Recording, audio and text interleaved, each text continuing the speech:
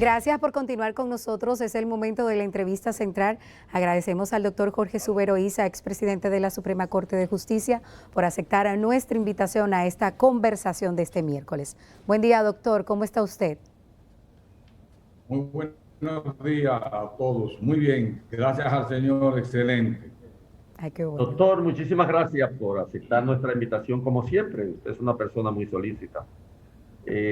Quisiéramos comenzar por un tema que es palpitante en el ámbito de la justicia. ¿Es posible en la República Dominicana, dada la tradición autoritaria tan larga, un procurador general independiente? ¿Es posible que logremos materializar lo que ha sido una promesa de campaña del presidente electo? ¿Hay en nuestro país las condiciones para que se desarrolle un aparato persecutor de la justicia independiente de los factores políticos?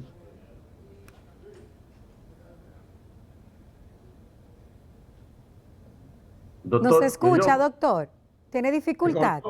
La última parte se cortó de don Andrés. Bueno, le decía que si era posible en nuestro país instaurar una Procuraduría General de la República independiente, tal y como ha prometido el candidato en su campaña, que hoy ya es el presidente electo del país. Hay las condiciones para desterrar de la práctica judicial la influencia política tradicional en el autoritarismo histórico de este país. Hay condiciones. Yo le quitaría políticamente independiente. Yo me conformo con que sea independiente, independiente de todos los sectores, no solamente del sector político o del partido gobernante, sino también de todos los sectores, de los grupos empresariales, del grupo religioso, que no acepta presión de ninguna entidad. Yo creo que por lo menos en la República Dominicana, si no conseguimos químicamente puro un procurador independiente de todo, podemos conseguir una persona honesta. Es más, yo me conformo con que sea una persona honesta y honrada. Yo siempre he dicho que el problema no es la política. En la Procuraduría General de la República o en el Ministerio Público, en sentido general, el problema no es la política. Porque de una manera o de otra, todos tenemos alguna simpatía, algunas inclinaciones políticas. Ahora, yo me atrevería a apostar a que se busque un procurador honesto. Acuérdense aquella célebre obra teatral de Franklin Domínguez, se busca un hombre honesto. Y yo creo que, aunque sea con la linterna de Diógenes, pero aparece. Yo creo que aquí hay personas capaces de desempeñar una procuraduría independiente de todos los sectores. Doctor, ¿y debe ser imprescindible o no que sea de carrera? No. Es un cargo. Primero hay que tomar en cuenta que es un cargo eminentemente político, hasta ahora. O sea, una posición que depende pura y simplemente del presidente de la República. No necesariamente tiene que ser. Recuerde que el Procurador General de la República asumió las funciones de lo que era en una época la Secretaría de Estado de Justicia. Incluso en el gobierno de Juan Bosch, yo recuerdo que fue Lember Peguero, que fue el secretario de Estado de Justicia. Luego esa ley se eliminó la Secretaría de Estado de Justicia y las funciones fueron atribuidas a la Procuraduría General de la República. O sea, en la actualidad, el Procurador General de la República es un ente políticamente que depende del presidente de la República. Hay un Consejo Superior del Ministerio Público, pero realmente depende del mandato del presidente de la República. Doctor, usted una vez habló de la segunda oleada de transformaciones en el sistema judicial dominicano. ¿Esa segunda oleada usted cree que se puede llevar a cabo ahora con el ímpetu de un nuevo gobierno? Y en todo caso, el Consejo Nacional de la Magistratura debe variar, debe cambiarse su composición para que esta segunda ola se pueda materializar un poco más fluidamente. Mire, yo creo que nosotros alcanzamos el tope, alcanzamos la cresta de la primera ola de la reforma judicial, que consistía en la búsqueda de una justicia o de un poder judicial independiente de todo el mundo, los políticos y de los grupos de presiones. Para una segunda ola, que yo la había concebido como una forma de que la justicia fuera más accesible, más expedita, que estuviera más cerca de la ciudadanía, una justicia realmente para la gente de a pie, si se quiere. Al agotarse esa primera ola, yo propuse en un discurso de 2007 la segunda ola. Yo creo que hay condiciones ahora, pero todo va a depender de cómo quede el Consejo Nacional de la Magistratura, donde obviamente los resultados de las elecciones pasadas traen como consecuencia una recomposición del Consejo Nacional de la Magistratura y por vía de consecuencia le va a corresponder a ese Consejo casi de inmediato evaluar de nuevo a un juez de la Suprema Corte de Justicia. Habría que, creo que cae dentro de este periodo constitucional el Tribunal Superior Electoral, y no sé con respecto a todo a los demás jueces de la Suprema. Creo que caen, sobrepasan este periodo constitucional. Es muy importante, a pesar de que son poderes independientes, pero resulta sumamente cuesta arriba en la República Dominicana si no se cuenta con el apoyo del Poder Legislativo y del Poder Ejecutivo en el Poder Judicial. Recuerden que el Consejo Nacional de la Magistratura tiene única y exclusivamente las atribuciones de designar a lo que se ha denominado las altas cortes. Cuando nosotros cumplimos 10 años al frente de la Suprema Corte de Justicia, yo recuerdo que saliendo de una misa de acción de gracia en la Administración de la Paz, yo propuse un procurador general totalmente independiente. Y en esa época dije que a mi modo de ver debía ser designado por el mismo órgano que designaba la Suprema Corte de Justicia, el Tribunal Constitucional, el Tribunal Superior Electoral, porque le da mucha independencia. El presidente Leonel Fernández nunca fue partidario de que se separara al Procurador General de la República del Poder Ejecutivo, porque decía, me lo dijo muchas veces en privado, públicamente creo que llegó a decirlo, que el Procurador General de la República es el brazo que tiene el Poder Ejecutivo, la representación del Poder Ejecutivo en el seno del Poder Judicial. Pero obviamente va a haber una recomposición y posiblemente, ya por lo que he visto, lo que conozco del Poder Judicial, se han hecho algunos acercamientos para montar una segunda ola de reforma judicial. He visto que ha habido mucha cooperación entre los jueces, lo cual es muy importante. Ya en la actualidad, un Poder Judicial sin el apoyo de los jueces es prácticamente imposible tener una justicia efectiva. Doctor, todavía cuando estábamos en campaña, el presidente electo hablaba de que pudiera ese Procurador General de la República ser seleccionado por el Consejo Nacional de la Magistratura. ¿Usted está de acuerdo o no? ¿Y cuáles serían los pros y los contras de esa selección de esa manera? Mire, eso fue una obstinación del presidente Leonel Fernández de meter en el seno del Consejo Nacional de la Magistratura al Procurador General de la República. Yo siempre me opuse. Lo dije antes, lo dije después y hoy lo repito. Porque sería aumentar la mayoría del presidente de la República en el Consejo Nacional de la Magistratura. Además, habría otra representación más, porque el Procurador General de la República es una dualidad, es una dependencia, es un subordinado del presidente de la República. Por eso yo creo, lo dije hace un momento, cuando cumplí 10 años, acá propuesto que fuera electo por el Consejo Nacional de la Magistratura, como se hace como juez de la Suprema, los demás órganos suprapoderes.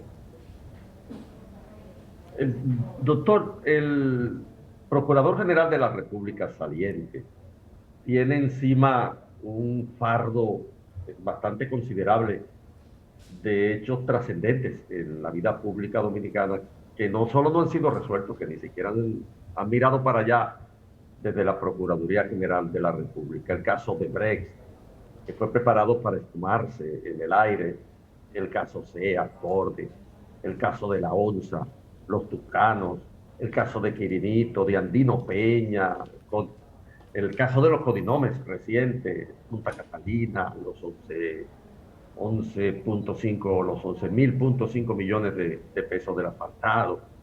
Y puedo seguir por ahí y llegamos a 20 o a 30 casos de niveles bastante considerables en lo que respecta a actos de corrupción, concretamente en algunos casos hasta documentados por investigaciones extranjeras, etc. ¿Usted cree que es posible repetir un escenario semejante en nuestro país? ¿O que hay los mecanismos adecuados para corregir este tipo de falencia que vincula en forma tan ensordecedora al Procurador General de la República con los poderes políticos? Y que la naturaleza del crimen ya tiene garantizado en cierto modo un manto de impunidad, porque no se avanzó nunca en Punta Catalina, a pesar de que salieron los últimos 39 millones de dólares asignados por vía de codinomes a funcionarios localizados, focalizados, que la Procuraduría debe tener sus nombres, porque el gobierno brasileño se los dio a todos. ¿Usted piensa que esta es una atmósfera que tiene que ser recogida, que tiene que ser contenida, que no tendremos una justicia creíble hasta que cosas como esta dejen de ocurrir? Miren, yo creo que el Procurador General de la República actual aplicó una política, un laissez-faire, un laissez-passer. Ojalá no se repita. Yo creo que hay muchos casos de eso, todavía no conozco los detalles de cada uno, pero tengo la impresión que muchos de esos casos pueden ser objeto de revisión por el Procurador General de la República, que no me cabe la menor duda de que el interés del presidente electo, de Luis Abinader, persigue un procurador independiente. Y no me cabe duda que si ese procurador tiene las condiciones de honestidad, de honradez, de honorabilidad que yo pretendo, procederá a revisar muchos casos. Pero ojalá eso no se repita, porque perfectamente podía. Es un asunto muchas veces de competencia. Hay que tomar en cuenta la competencia de los órganos. A él hubiera bastado con enviarla en los casos correspondientes al apoderar a la Fiscalía del Distrito Nacional que realizaran las investigaciones del lugar. Pero creo que fue una política errática, de un laissez-faire, un laissez-passer. Yo creo que se pudo haber actuado de otra manera. Doctor, el tema de que la justicia pueda recobrar una imagen de credibilidad ante la población, lo vemos distante, lo vemos cercano, también lo que tiene que ver con algunos jueces y fiscales que poseen fortunas desbordantes con salarios que son públicos, que no aguantan una auditoría ni siquiera visual. Mire, Rosa, yo creo que usted ha tocado un punto neurálgico, pero muy importante. Cuando yo estuve al frente de la Suprema Corte de Justicia, en el caso de los jueces, se le exigía no solamente la declaración jurada, sino que regularmente se le hacía una especie de auditoría a la declaración jurada de bienes. O sea, los jueces estaban en la obligación de cada cierto tiempo hacer una declaración jurada, una declaración de su patrimonio. Y en aquellos casos donde nosotros percibíamos, y fueron muchos casos, donde se incrementaba el patrimonio de los jueces sin poder justificarlo con los salarios que percibían, eran objeto de una investigación y muchos de ellos fueron sustituidos. Cuando yo hablo de los jueces, si ocurre en la judicatura, con más razón puede haber ocurrido en el área del Ministerio Público, o con la misma característica de investigación del Ministerio Público. Pero yo no me quedaría, o sea, si yo fuera un órgano de control del Estado, porque no solamente es el Poder Judicial el órgano de control, tenemos el Senado, tenemos la Cámara de Cuentas, que nunca ha desempeñado el papel para el cual fue instituido por la ley. Yo no me quedaría con los jueces. Todos aquellos que tienen una función pública, su declaración de bienes, su patrimonio debe ser objeto de investigación, principalmente cuando usted comprueba que hay algún incremento que no puede justificar con su salario. Eso es pernicioso, o sea, siempre se decía, recuerdo los viejos que decían que los jueces no pueden ser ricos. Cuando se decía que los jueces no pueden ser ricos, significa que no hay forma de cómo hacerse rico en la judicatura. Y si es rico en la judicatura, porque tuvo una herencia y tendrá que justificarlo, se sacó una lotería que también tiene que justificarlo. Pero en el desempeño de la función judicial es imposible lograr dinero a menos que no sea con mala fe. Doctor, el país tiene quizás una de las justicias más caras. Yo diría que lo poco que investigué en una oportunidad me dejó pasmado. La justicia dominicana es cara, muy cara. Y no hay mecanismos expeditos como para que los sectores populares, por ejemplo, logren, en un escenario de una justicia tan cara, logren una justicia pedida, una justicia solicitada. ¿Cree usted que hay que abaratar el costo de la justicia en la República Dominicana, particularmente para los sectores populares, porque es una justicia inmensamente cara? Yo no recuerdo, pero yo lo revisé en uno de esos trabajos que uno hace y me asombré de en aquella época el costo de la justicia en este país. Quizás en América Latina es uno de los más altos. Hay que abaratar, hay que hacer accesible, hay que convertir esta justicia en una justicia un poco más piadosa de los pobres. Mire, mi estimado Andrés, uno de los propósitos que yo tenía y que se quedaron en carpeta cuando a mí me evaluaron en el año 2011, que se quedó en la carpeta que yo tenía como programa para desarrollar en la segunda ola, era precisamente buscar la manera de cómo la justicia fuera menos onerosa. Estamos hablando de una justicia totalmente onerosa. Yo la califiqué en una ocasión una justicia mala y cara. Los pobres no tienen acceso a la justicia, porque entre los honorarios de los abogados, los gastos judiciales y lo que hay que pagar aquí, lo que hay que pagar allá, es mucho el dinero. Es más, yo me atrevo a afirmar categóricamente que hoy en día, con lo que se encuentra encarecida la justicia por su onerosidad, podemos decir que es violatoria a la Constitución de la República, que habla no solamente de una justicia gratuita, a pesar de que varias sentencias tanto del Constitucional como de la Suprema Corte de Justicia considera que la gratuidad de la justicia consiste en que no se puede pagar para administrar justicia. Sin embargo, aquí entre recibo de la DGI, entre recibo de una cosa u otra, lo que cobra cada uno, cada órgano por lo que quiera, la hace sumamente cara. El pobre no tiene acceso realmente a la justicia en la República Dominicana. Y eso hay que buscar la manera de eliminarlo o de abaratar el costo para que los pobres o las personas no pudientes tengan acceso a la justicia. Doctor, estamos en medio de una pandemia y algunas de las veces que hemos escuchado la palabra multas, sanciones por parte del Ministerio de Salud Pública, usted se ha referido a este tema. ¿Puede y tiene la potestad del Ministerio de Salud Pública de multar a un ciudadano o no que no tenga una mascarilla puesta, por ejemplo, con 10 salarios mínimos? Miren, yo creo que hay una gran confusión.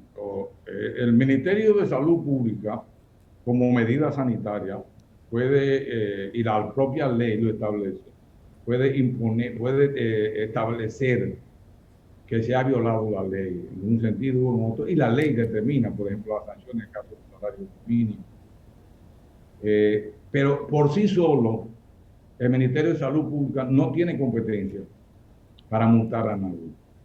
Las multas tienen que agotarse un procedimiento de investigación que le corresponde al Ministerio Público, pero jamás las autoridades sanitarias pueden ser auxiliares del Ministerio Público en cuanto a los hechos que constituyen las infracciones.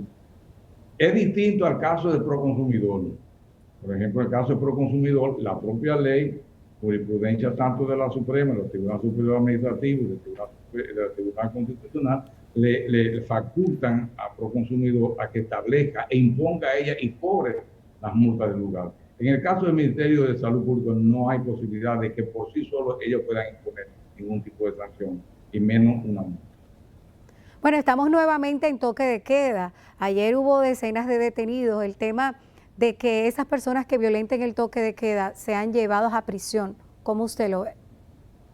Miren, yo soy contrario, casi por principio, y ese casi a veces se amplía, con respecto a la prisión. O sea, la prisión en la República Dominicana, vamos a llamar la privación de la libertad en la República Dominicana, es un gran problema, porque contribuimos al hacinamiento de la cárcel. Yo dije, cuando se comenzó la ola de represión, de privación de libertad, por violación a toque de queda y otras medidas sanitarias, que no me parecía que fuera la mejor forma de actuar, sería una forma disuasiva, porque cuando usted le priva de libertad a una persona, lo va a llevar a una cárcel, y en esa cárcel usted no sabe, primero, con quiénes va a compartir y quiénes están contagiados. Yo creo que la autoridad, como tal, tiene la fuerza necesaria para, sin necesariamente recurrir a la prisión, que se respeten las disposiciones sanitarias que ella misma establece. Doctor, en el Consejo Nacional de la Magistratura, ¿usted cree que la figura del presidente de la República es adecuada? ¿Debía estar el presidente de la República en el Consejo Nacional de la Magistratura? Es una discusión vieja, mi querido Andrés. Aquí no, porque aquí la experiencia con el Consejo Nacional de la Magistratura, la primera experiencia fue con la Suprema Corte de Justicia en el año 97. En otros países, yo recuerdo que estando una vez en Perú, en tiempo no recuerdo, y antes o después de Fujimori, no recuerdo, no, creo que fue antes, bueno, por los años 97. Lo que es el Consejo de la Judicatura, que equivale aquí al Consejo del Poder Judicial, quien lo presidía era un agrónomo. Era un agrónomo, porque se entendía que entre más alejado estaba ese órgano de sanción, de fiscalización, de vigilancia de los jueces, entre más lejos estuvieran de los abogados mejor. Yo no creo. Obviamente aquí la composición del Consejo Nacional de la Magistratura, aquí el presidente tiene un papel decisorio, y lo tuve, yo lo viví con el presidente Leonel Fernández y lo viví con el presidente Hipólito Mejía. Yo no creo, es muy difícil que el presidente no tenga una presencia. Por ejemplo, el caso de los Estados Unidos, que siempre lo queremos cuando nos conviene, lo queremos usar como ejemplo, solamente cuando nos conviene. Quien hace las nominaciones a la Corte Suprema de Justicia del presidente de los Estados Unidos. Sin embargo, una justicia quizás de las menos cuestionadas. No quiero decir que no sea cuestionada, porque en Estados Unidos es muy cuestionada la administración de justicia. Pero lo que escoge el Congreso, el Senado de la República, son personas honorables. Yo creo que aquí hay mucha gente que puede desempeñar con honorabilidad, con honradez, con honestidad, con independencia, esa posición. Y en el caso del procurador, ¿sí se pudiera prescindir de su figura en el Consejo Nacional de la Magistratura? Yo lo eliminaría, porque eso fue un empecinamiento de Leonel Fernández con el Procurador General de la República, porque quería tener otro voto favorable, porque no era verdad que el Procurador General de la República, posiblemente ante las cámaras, cuando se transmitan las sesiones del Consejo en vivo, que vaya a ir en contra de lo que opina su presidente de la República, cuando sabiendo que terminando de ahí puede haber un decreto que lo destituya. Lo ideal es que el Procurador General de la República no forme parte del Consejo Nacional de la Magistratura. Lo ideal sería que el Procurador General de la República lo destine al Consejo Nacional de la Magistratura. Usted dirá, bueno, pues hay que cambiar, modificar la Constitución. Sí, tarde o temprano yo creo que tenemos que reformar la Constitución. Bueno, sí, diga, Andrés. El presidente de la Suprema, que no hemos hablado de ese caso. Ahora tenemos a un militante político, no oculto ni nada de eso, sino un activista político de importancia. ¿Cuáles serían, de acuerdo con una persona que ocupó ese cargo durante un tiempo considerable, que se considera mayoritariamente como una época muy favorable para la justicia, su gestión, la gestión de Subero Isa? ¿Cuál cree usted que serían las condiciones mínimas para que alguien pueda, desde la magistratura de la Suprema, desempeñar un papel unánimemente aceptable o mayoritariamente aceptable, que no tenga de entrada el estigma, el sanbenito de que es un militante político que responde al comité central de un partido, que forma parte de una estructura partidaria explícitamente? ¿Cuáles serían esas condiciones, doctor? Usted que tiene experiencia. Mire, y a pesar de que yo he sido muy reiterativo, quiero volverlo a repetir. Yo creo que el problema de la presidencia de la Suprema Corte de Justicia no es que pertenezca o no pertenezca a un partido político, sino que sea una persona, repito, las mismas condiciones del Procurador General. Yo me conformo con que sea una persona honesta, honrada, seria y lo más apartado posible de todos los intereses. Porque yo no le tengo miedo a los políticos en las posiciones públicas, ni en la Suprema, ni en cualquier órgano judicial, ni en la Procuraduría, porque yo viví y tengo el mejor ejemplo posiblemente de un político a carta cabal, de dos pies a la cabeza, porque mismo decía que era Pedro Romero Confesor. Don Pedro fue a la Suprema Corte de Justicia y yo quiero dar fe y testimonio de que don Pedro Romero Confesor nunca llevó ni fue mediador para que se resolviera favorablemente o en contra. Nunca intervino en nada de la judicatura cuando se refería a un miembro de un partido que él nunca renegó su militancia, que es el Partido Socialista, el Partido Reformista Social. O sea, yo creo que en el caso actual del presidente de la Suprema tiene la integridad necesaria y suficiente para actuar con una debida independencia. Bueno, en estos momentos el Colegio de Abogados está pidiendo su destitución. Lo están acusando de supuestas faltas graves en sus funciones.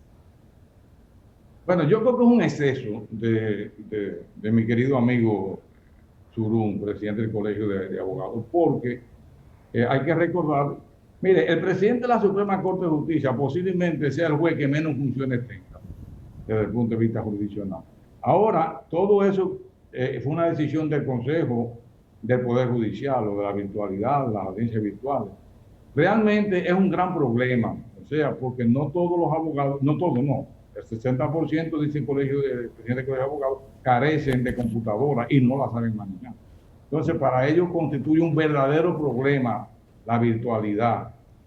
Además, pierden los abogados litigantes un escenario extraordinario, que son los estrados, donde pueden justificar frente a sus clientes una teatralidad de muchos movimientos escénicos que les van a ayudar a justificar el cobro o el pago de sus honorarios.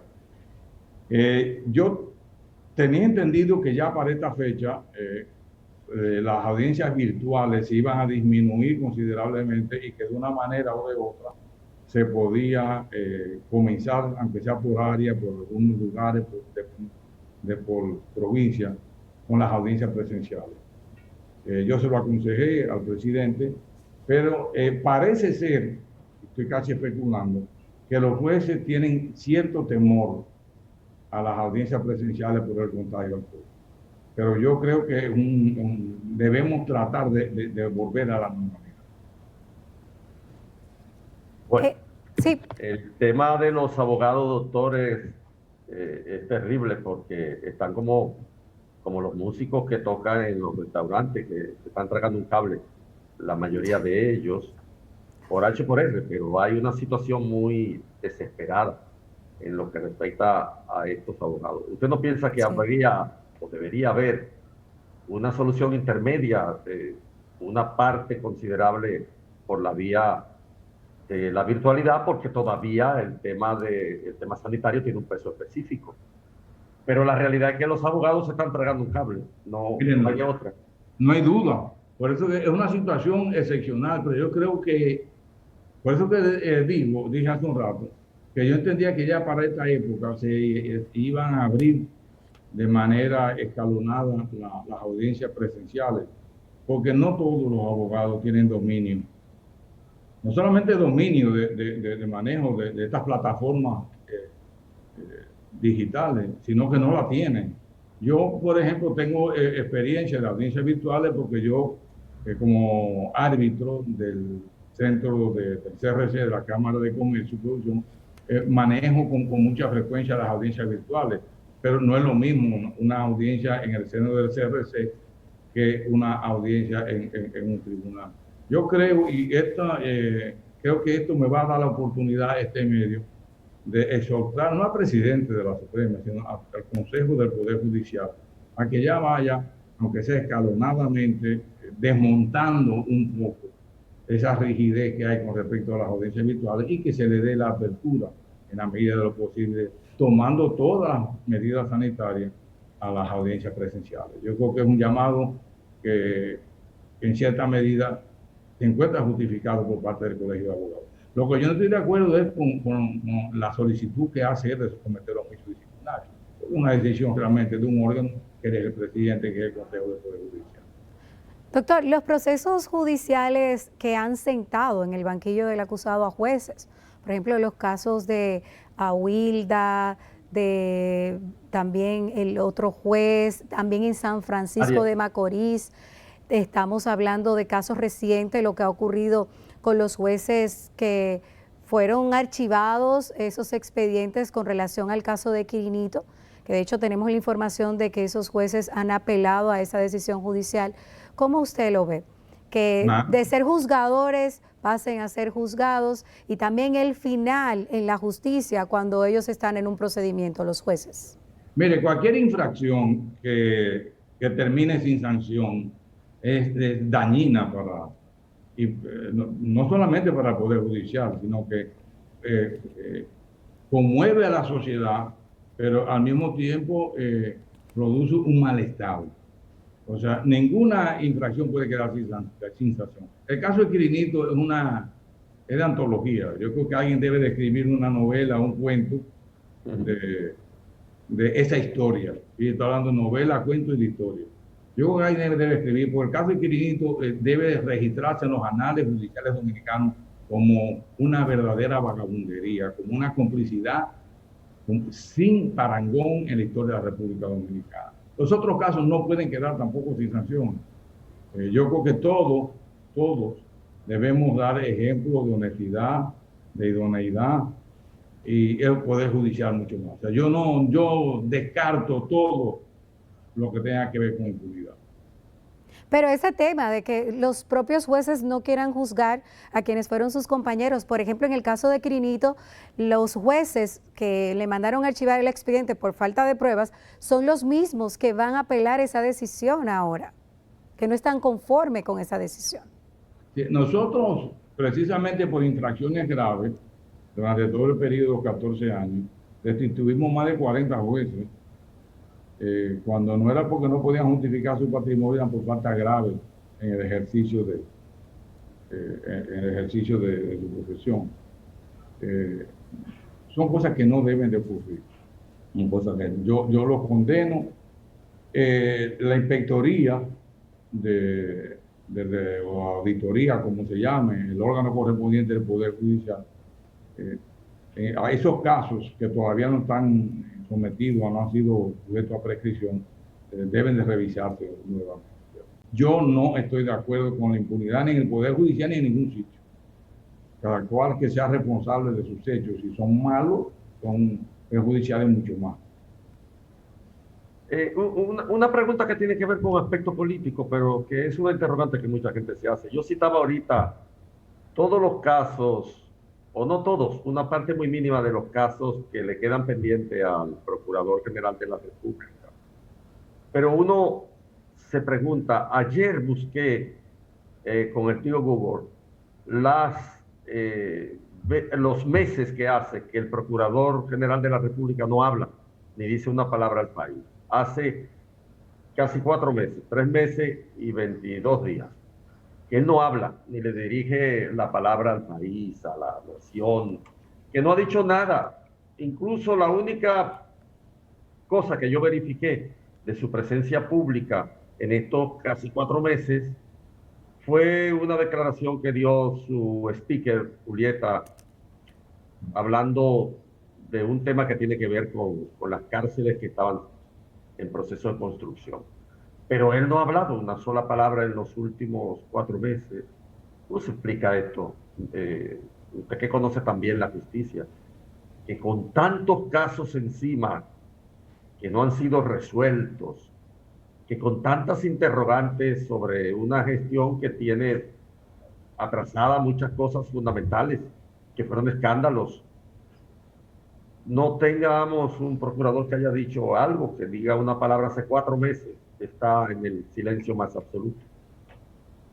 No, yo creo que ese silencio condenable. O sea, la Constitución establece el derecho a la información. O sea, todos los ciudadanos tenemos el derecho de saber qué es lo que están haciendo los funcionarios. Es una pena que aquí, vuelvo a los órganos de control, que los órganos de control no funcionan. Ni el Senado, ni la Cámara de Diputados, ni la Cámara de Cuentas, ni la Contraloría General de la República, cada uno en su área. No le veo ninguna razón del Procurador General de la República que permanezca tanto tiempo en silencio con tantos casos importantes que tienen tribunal. O sea, yo realmente no encuentro razón de ser. Y dirá, bueno, posiblemente esté pensando, ya yo me voy el mes que viene, ¿qué voy a decir? O sea, 4 meses casi. Yo creo que no ha sido una buena política informativa de privar a la ciudadanía de saber qué es lo que está pasando. Es que somos funcionarios. En la época por eso yo tuve tanto contacto, Rosa testigo, tuve tanto contacto con la prensa. Y por eso, quizás por eso mi contacto que yo tenía con la prensa. Por eso es que quizás a mí nunca nadie se atrevió a ofrecerme nada, ni a darme una orden, nunca nadie. Eso lo juro yo por la ceniza de mi padre. O sea, a mí absolutamente nadie se atrevió nunca a decirme lo que tenía que hacer o lo que no tenía que hacer. Y daba las informaciones correspondientes, porque el derecho constitucional a la información es un derecho fundamental. Y el ciudadano que calla está violando la Constitución. Bueno, eso se ha convertido en una cultura en la Procuraduría General de la República en los últimos años, el tema del bloqueo de acceso a la información, incluso a través de los medios, aunque uno le haga la solicitud formalmente. Y finalmente, doctor, su opinión con relación a los concursos de los fiscales, que en los últimos años han sido muy cuestionados. Mire, yo conozco muy poco el manejo de la Procuraduría General de la República por vía de consecuencias de los fiscales. Vi en la prensa que hay unos concursos, la misma prensa se ha encargado de llamar la atención de por qué organizar unos concursos, ya cuando se está echando la paloma de un gobierno. Hay algo que se llama prudencia, que no solamente se aplica a los funcionarios y a los empleados públicos en sentido general, sino también a todos los ciudadanos. Y yo creo que debemos ser prudentes. Hay cosas que hay que dejarlo ya para el próximo gobierno. Lo que no se ha hecho en 4 años, en 8 años, ya no se va a hacer. O sea, no podemos precipitar los acontecimientos. Por eso es que en las zonas donde se producen mangos, principalmente en Baní, los mangos que se maduran de manera natural son más caros, cuestan más que aquellos mangos que se maduran con carburo. Entonces yo creo que no podemos madurar los procesos y llevarlos a la mala, sino esperar, darle tiempo para que se maduren como se maduran los mangos de manera natural. Yo dejaría todo eso que está pendiente, lo dejaría ya para el próximo gobierno. Bueno, muchas gracias, doctor. Encantado. Mil gracias. Muy buena entrevista siempre, usted nos da. Mil gracias, doctor, que tenga un buen día. Siempre estaremos eternamente agradecidos de que usted sea tan asequible cuando le solicitamos. Y yo a ustedes les doy las gracias porque es un contacto que me gusta siempre tener con la ciudadanía y más con 2 grandes amigos como ustedes dos. Muchas gracias y cuídense mucho del COVID. Ay, gracias, igual usted. Nuestro respeto y admiración. Cuídese usted Muchas también, gracias. doctor. Andrés, cuídese usted también. De hecho, se está cuidando porque fue para la casa y me ha dejado solita. Tú sabes que nos estamos cuidando, por eso estoy en la casa. Vámonos a una pausa. Todos ustedes también cuídense mucho, que es un enemigo a temer y difícil de vencer el COVID-19. Tras la pausa, vamos a entrar ya en la hora más light del despertador. Nuestra segunda hora viene en cumpleaños, segmento de orientaciones y por supuesto Severo Rivera en minutos.